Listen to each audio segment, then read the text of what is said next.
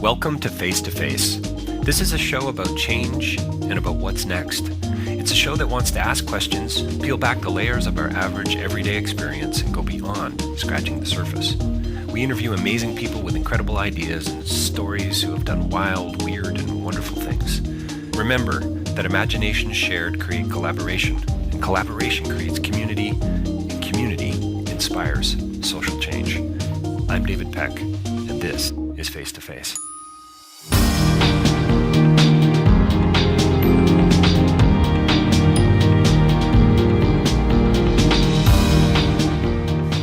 So welcome to another edition of Face to Face. We're here today at the Centre for Social Innovation in Toronto. It's frankly a little too early to be doing a podcast, but it's 9:24, but that's all we could squeeze in here.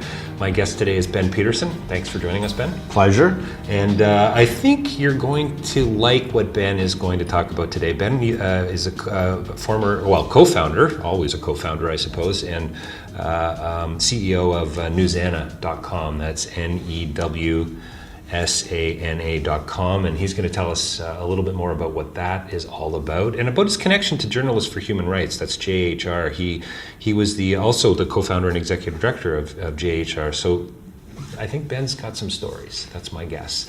And got a few? You've got a few, I bet you do. And we're going to talk a little bit today about what's happening in the whole social media world, really. And I'm here and excited to dig a little more on what Newsana is all about. So, Ben, why don't we start there? Ben and I have just met moments ago, and I was hoping we might have a little more time to hang out and chat and just sort of catch up, even though we've never met. So, having said all that, Ben, what the heck is Newsana really all about for people who haven't actually visited your site yet? So Newsana is about finding and celebrating the best, most important, most intelligent news and ideas and commentary of the day in a whole variety of different subjects. Listen, David, we live in a world where news is everywhere, where we get content flying at us in a million different directions and a million different speeds. You go on Twitter and you get a shotgun blast of information. You go to anywhere online.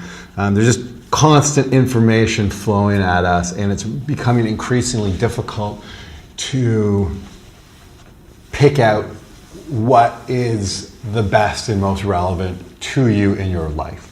And so what we're facing, most people, 70% of online news consumers feel overwhelmed with the amount of content available to them. So what we're trying to do is slow down that flow, pick out the best of the best, and deliver it to people in a way that that is enjoyable and informative. So do I have to become a member of Newsana? How do I get the news? So you can come to newsana.com and you can read some of the content. The best way to do it is to become a member, to sign up on newsana.com. And then you can start reading the news that our community has selected. If you want to get the full experience, you can become an expert on Newsana, which allows you to be one of the people that does the work of selecting the best of the best. So it's almost like you're amassing a group of editors, in a way. Yes. So Newsana is filters. What we're trying to do is basically expert source the news editing role. So in a traditional newspaper, one person or a series of editors look at all the news that's being produced today, and they pick what they think is good, and they put that in the newspaper. At Newsana, what we say is, one editor can do a really good job, but let's try and expert source this problem and have dozens, even hundreds of different experts in a specific subject come together. They all go out, find the news that's relevant to them. They bring it back to Newsana. They discuss that content. They vote on that content. And based on all of that community activity, the top stories of the day emerge. Is it okay? So maybe this is digging a little too deep right out of the gate at 4 minutes and 15 seconds in. But it sounds to me like this is not not going to fall into that whole manufactured consent sort of approach to news making. Back, Chomsky's notion back in the late 70s, early 80s, where,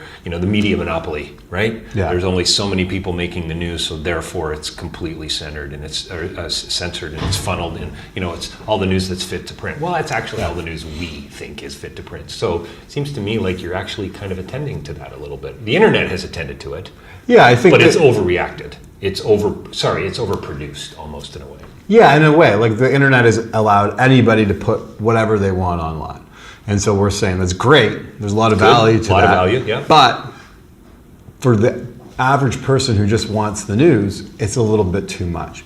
So we're trying to figure out how to dial that back a little bit and provide people with the best of the best content. The reason I brought up Chomsky is, my listeners will get sick of hearing about Cambodia at some point, and maybe I've already now shut off the podcast. But back years ago, I was 12 years old, 11 years old when the Khmer Rouge invaded Phnom Penh. It's a huge focus for me academically and the work that I do on the ground. Yeah. At 11 years old, I was blown away that I didn't hear about it as I reflect back on the history. And Chomsky would argue there was a reason for that, because we didn't want you to hear about it. Well, yes, you were only 11 years old, but your father didn't hear about it either, because there was a portion on Cambodia, but it was on page 17 of the newspaper. Yeah. So does Newsana help to deal with that in a way, in the sense that, because if you've got experts on, say, maybe Cambodia, or you've got an expert on international development, they're probably going to focus on that more than, say, just a regular editor at the Toronto Sun.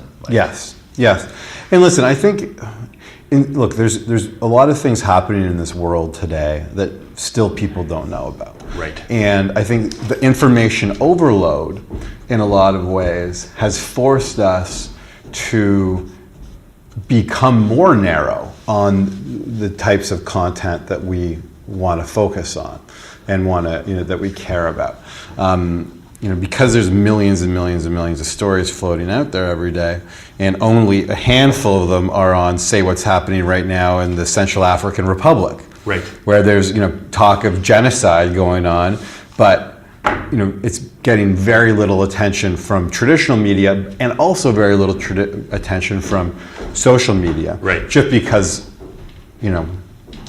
it's just low on the priority list, and it's maybe now even harder to find the news, what's going on in the CAR than it would have been before. Now, the difference is... It seemed popular for a couple weeks. For maybe. And when I say popular, that's probably small p. But the interesting thing now is, if you care about what's going on in the CAR, or what's going on in Darfur continually, or what's going on in Syria right now, you can find far more information on those issues than you could have if it happened 20 years ago. Right. But you have to dig a little bit deeper. It's not going to be on the front page of the Globe and Mail, likely, or it's probably not going to be on your Facebook feed either.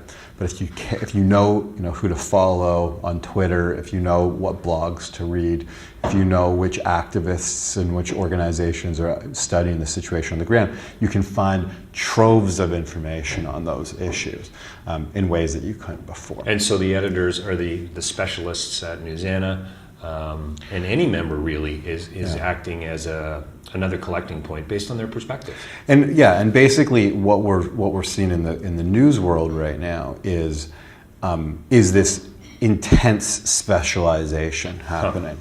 So instead of the general news, there's just so much general news. Like, how do you pick and choose what's of interest to you, right? But if you really care about international development, or what's going on in the CAR, then there's tons of information. You can get really deep and dirty in that situation, but then you don't have enough hours in your day then to look at what's happening on the Malaysian airline flight. Am I going to find anything about Paris Hilton or Justin Bieber on Newsana? Hopefully, probably not. Okay. There may be, the idea behind Newsana is to find really good, high quality, intelligent stories. So if there's something really smart or really insightful about those kinds of people, then yeah, you might find it on Newsana. Right. But at the end of the day, the issue with Newsana is that we're sort of trying to get through right now is that we're a community. So people come, they sign up, and then they're free to post whatever content they want. And it's all about posting. It's not about creating. So if you Yes. become a member, you're not creating news. You're not going out looking for stories with a pen and a pad in hand or a camera. You're actually trolling the internet looking for what's important in your world. And you want to share that with others. Exactly. Okay.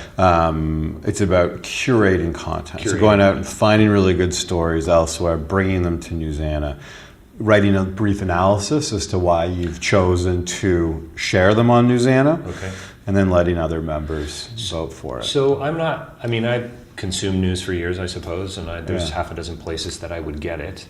How would this differ from, say, Huffington Post? They seem to sort of be doing what sounds like you're doing, but maybe not in such a special, in such an intentionally focused way. Well, yeah, Huffington Post is first off, it's not really a community. So there's still editors and journalists at Huffington Post creating content and choosing which stories are on the homepage, right? At Newsana, all of that role is put in the hands of our community members, which I think is an important innovation in a lot of ways, because ultimately the readers get to choose what other readers of Newsana get to see. So it's a more democratic way of creating a news site. What's wrong with journalists for human rights? You've clearly been writing and thinking and reading around this issue for many years. Yeah. Is it just the ubiquity of information today that's a problem with news? I mean, is it about ideology? Is it about being unable to filter the supposed, 17,000 images we see every day or something ridiculous when you start looking at numbers, with billboards and papers and TV and so on. I guess what's interesting to me, Ben, is this whole idea of juxtaposition. So, kind of an idea that Postman had, I'm dating myself, amusing ourselves to death, this idea that, you see something incredibly important like about Cambodia or the CAR, but it's juxtaposed beside a Friends episode or How I Met Your Mother episode, and there's no way to give the meaning to the one without taking away from the other. I think. So is that a even more serious problem on the internet, because I'm just clicking from one thing to the next? The internet you have to remember that the internet online news is extraordinarily new, and we're just figuring out what works and what doesn't work, right? It took 400 years from the time the printing press was invented to figuring out that a book was a good form for printed words to take, right? And then it took... No wonder Chapters is having such a tough time. Yeah. And then it took another, however many centuries to figure out that newspapers were actually good. And it was, decades and decades of, centuries of refining and improving the newspaper to where it, to its current state, right? We're just in the first couple years of the internet of online news. So I think the jury is still out on what that form is, what the ultimate form is going to take, and how it's most useful for people. But right now, it's a huge problem. Television, images, really. What are we, 120 years old, maybe? 130, maybe? I don't. Moving images, not even 100. I mean, it's I think it's way too early to tell. Yeah, no, fair point. Listen, I love the newspaper. Right, my kids, 6 and 8, they're gonna definitely refer to their dad as a bit of an old fart. I like the smell of the paper. I like the feel of it in my hand. Am I an old fart, Ben? I mean, I don't think so. I think that there's a lot of people that really do like that, and magazine sales are still decently strong. People like that physical, the weight, the physical presence. And the other issue is that with a newspaper, there's a lot of all the work that's been put into the layout of a newspaper gives you as a reader different signals as to the importance of each of the story. In the internet, every headline screams. It's like, you read a story, that's the only thing you see on the page most of the time. You don't know how important that is relative to the next story. But on a newspaper, the layout, the whole feel, the look, the size of the picture, the size of the font, the size of the headline, all tell you what you should be reading. It becomes a very understandable consumption experience. We're still trying to figure that out in the online context. One of the things that drives me crazy about things like Facebook and even getting onto more remote websites, news sites that you connect link to link, so within 2 links you're on somebody else's news site or a blog, are the just absurd advertisements, for penis enlargement and women with large breasts who are trying to get me to call their dating lines and these kinds of things. And it's comical on one hand, and actually I kind of think deeply tragic on another. And that's something a newspaper doesn't quite have to deal with in the same way, that level of distraction. Yeah, it doesn't, Ben, right. I think what I'm trying to say is that as an internet news consumer, maybe I will go deep as I read The Economist and Al Jazeera and BBC and so on. But chances are I'm not going to necessarily click to page 2 of the article. Yes. Do you know what I'm saying? And maybe that's one of those things that we got to figure out. I think, and this is one of the interesting developments going on in online news right now, is that people consume news based on the medium by which they are consuming it and the technology. So people read news very differently when they read a newspaper versus a magazine. And they read news very differently if they're reading it on a desktop versus a tablet versus a smartphone. For sure. All very different news consumption experiences. So generally, the smaller the device, the less they will spend on any specific page.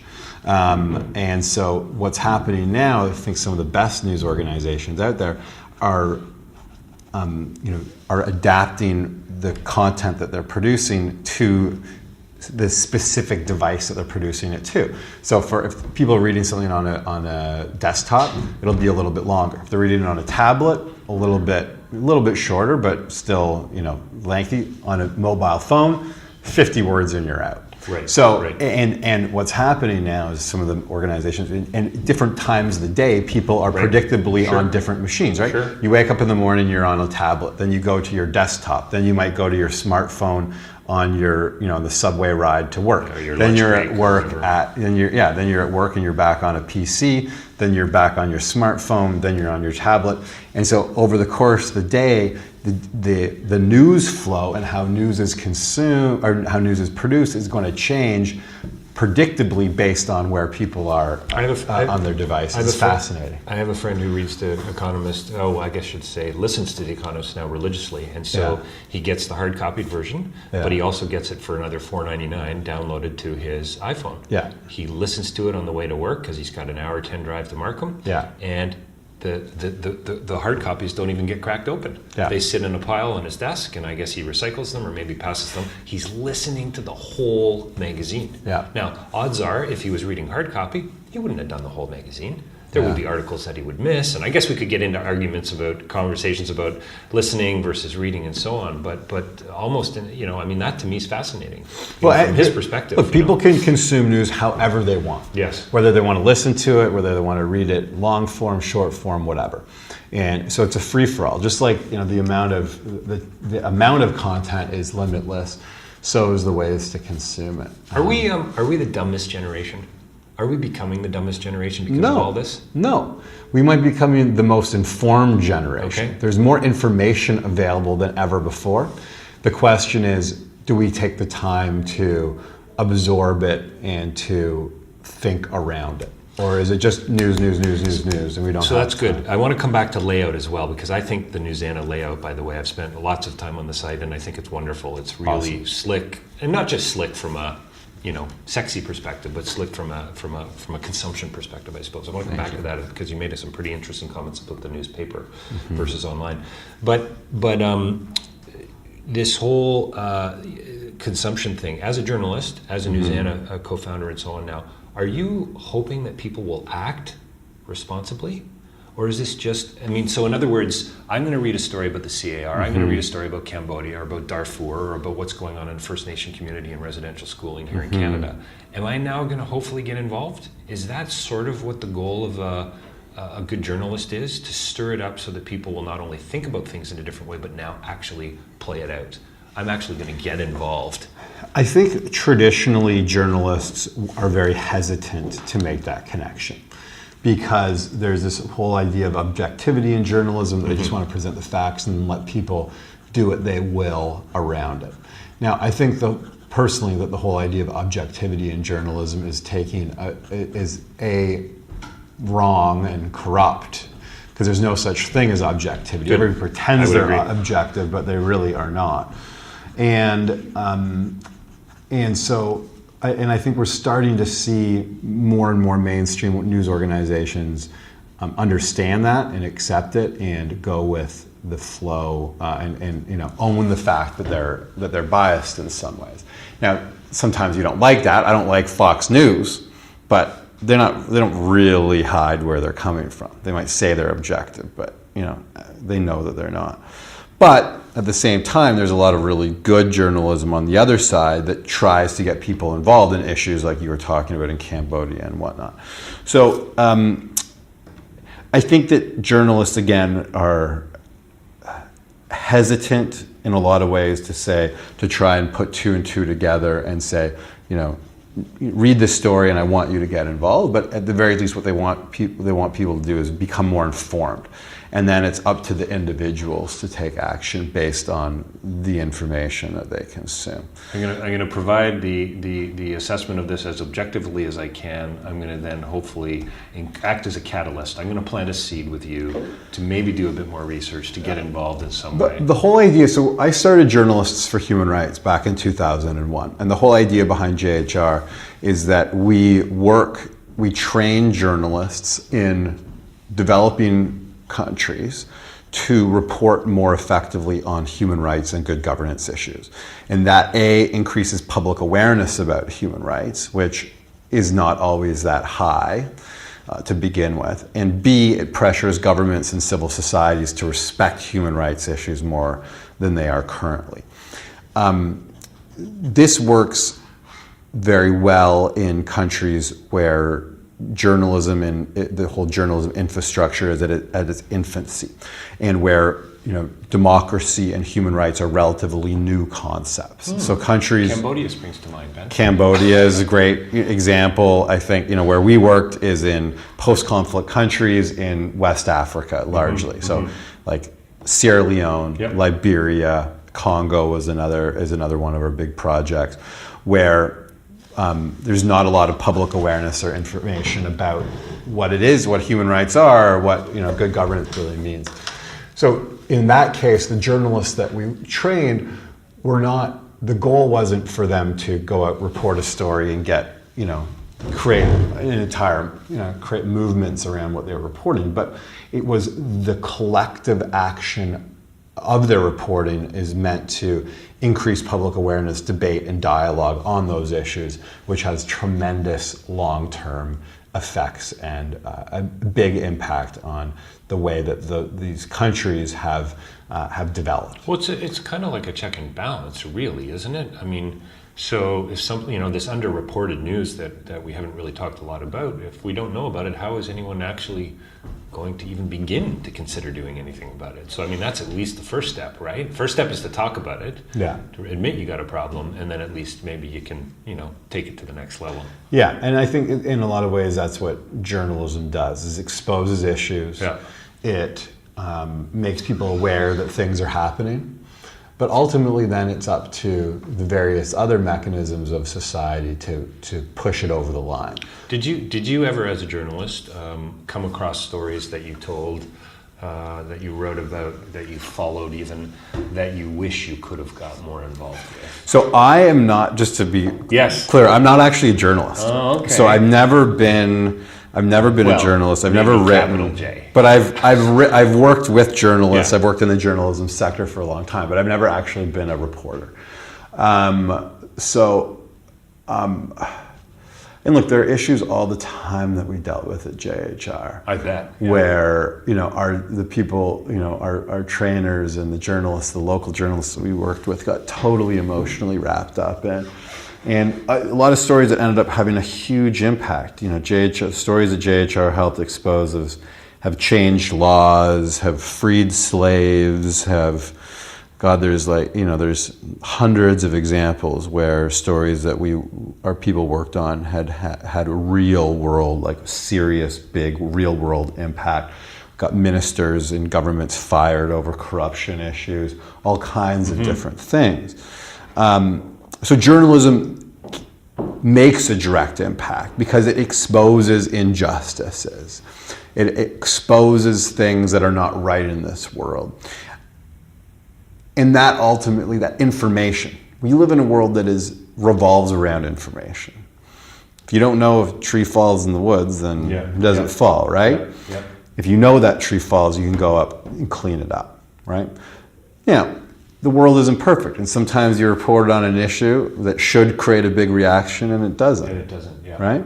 And so what do? Well, you go out and report on it again, and report on it again, and report on it again. And hopefully, eventually,